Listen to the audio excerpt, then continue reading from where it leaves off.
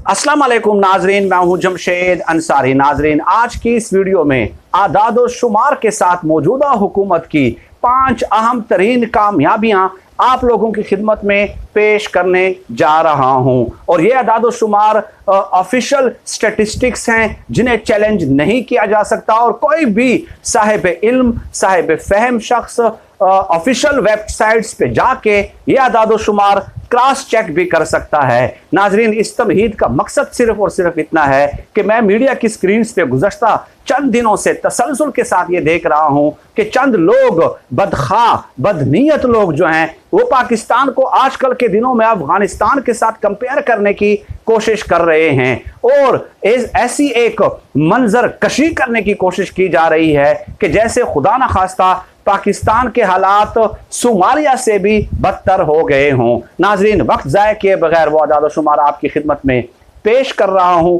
पहला जो कामयाबी है, पहली जो खुशखबरी है पाकिस्तान के लिए, ये किसी एक शख्स के लिए ये खुशखबरी नहीं है, किसी हुकूमत के लिए नहीं है, पाकिस्तानी अवाम के लिए, पाकिस्तानी कौम के लिए और पाकिस्तानी रियासत के लिए है। नाजरीन, 8 साल बाद मुल्की बरामदात 25 अरब डॉलर की सतह तक पहुंच गए हैं। एक्सपोर्ट्स यानी कि बरामदात 25 अरब डॉलर पाकिस्तान की हो गई हैं और इस साल हुकूमत ने जो हदफ मुकर्रर किया है वो है 38.7 बिलियन डॉलर, 38.7 अरब डॉलर का हदफ हुकूमत ने इस बार मुकर्रर किया है। जब गुज़श्ता हुकूमत गई तो उस वक्त जो पाकिस्तान की एक्सपोर्ट थी वो नाजरीन 23 बिलियन डॉलर थी और जब गुज़श्ता हुकूमत गई तो ट्रेड डेफिसिट, तजारती खसारा जो पाकिस्तान का था वो 37.7 अरब डॉलर रुपए का था। यानी कि एक्सपोर्ट और इंपोर्ट में इतना डिफरेंस था कि पाकिस्तान को जो नुकसान हो रहा था वो 37.7 अरब डॉलर का था। अब नाजरीन, दूसरी तरफ आते हैं, दूसरी बड़ी कामयाबी की तरफ। FBR ने गुज़श्ता जो दौरे हुकूमत था उसके आखिरी साल यानी कि नून लीग की हुकूमत के आखिरी साल जो FBR ने टैक्स इकट्ठा किया था वो था 3,844 अरब रुपए, जबकि तहरीक इंसाफ हुकूमत के तीसरे साल FBR ने जो टैक्स इकट्ठा किया है नाजरीन वो है 4,735 अरब रुपए, 4,735 अरब रुपए।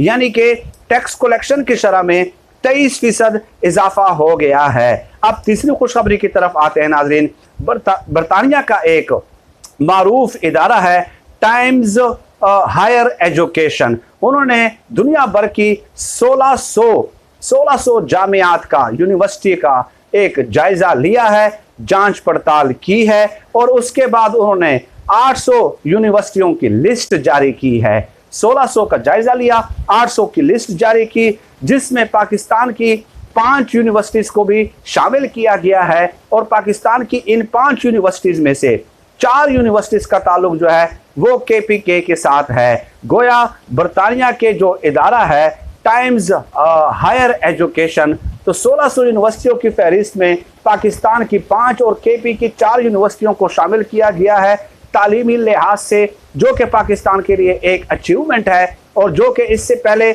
हमें देखने में कभी नज़र नहीं आया। तो डेफिनेटली ये बहुत बड़ी बात है। लेकिन एक बात याद रख लें कि टाइम्स हायर एजुकेशन ने पाकिस्तान की 21 यूनिवर्सिटियों को फाइनल किया था और इन 21 में से 5 और फिर 5 में से KP की 4 को सेलेक्ट किया गया है। ये 3 कामयाबियां हो गई इस हुकूमत की, रियासत पाकिस्तान की, पाकिस्तानी कौम की, पाकिस्तानी अवाम की, जो कि यकीनन हमारा सर फख्र बुलंद करने के लिए काफ़ी है। इसके अलावा चौथे नंबर पर नाजरीन स्टेट बैंक की रिपोर्ट के मुताबिक ज़र मुबादला के ज़खायर 27 अरब 22 करोड़ 77 लाख डॉलर की सतह पर पहुंच गए हैं। 27 अरब 22 करोड़ 77 लाख डॉलर की सतह पर पहुंच गए हैं और स्टेट बैंक के आदाद शुमार के मुताबिक ये जो ज़र मुबादला के ज़खायर हैं ये एक तारीख का एक रिकॉर्ड है पाकिस्तान की तारीख का। तो डेफिनेटली ये चीज़ें भी लोगों के सामने आनी चाहिए। इसके अलावा एक और रिकॉर्ड नाजरीन ये है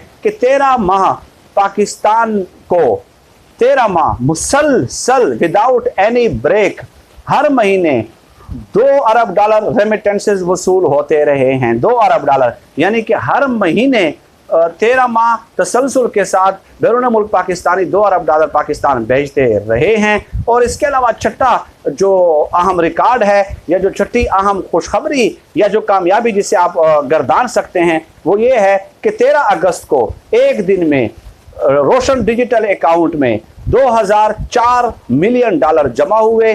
11 महीनों में नाजरीन $2 अरब रोशन डिजिटल अकाउंट में रेमिटेंसेस मौसूल हुए हैं। ये 6-7 कामयाबियां हैं, कामयाबियों की एक तवील फहरिस्त है। इससे मुराद कतई तौर पे हुकूमत की मदद सराही नहीं है, लेकिन उन बदनीयतों को जवाब देना है जो सिर्फ और सिर्फ एक ऐसी मंजर कशी कर रहे हैं कि जैसे बस पाकिस्तान की मईशत डूबने वाली है, खुदा न खास्ता पाकिस्तान डिफाल्टर होने वाला है, खुदा न खास्ता पाकिस्तान की रियासत जो है वो दिवालिया होने वाली है और गली मोहल्लों में जंग की सी सूरत हाल है। लोग आटा लेने के लिए, चीनी लेने के लिए एक दूसरे के सीनों पे पांव रख के आगे एक दूसरे को के ऊपर कूद कर जो है वो राशन हासिल करने के लिए तब वो दो कर रहे हैं। इस तरह की एक सूरत हाल पेश करने की कोशिश की जाती है मुख्तलिफ लोगों की तरफ से।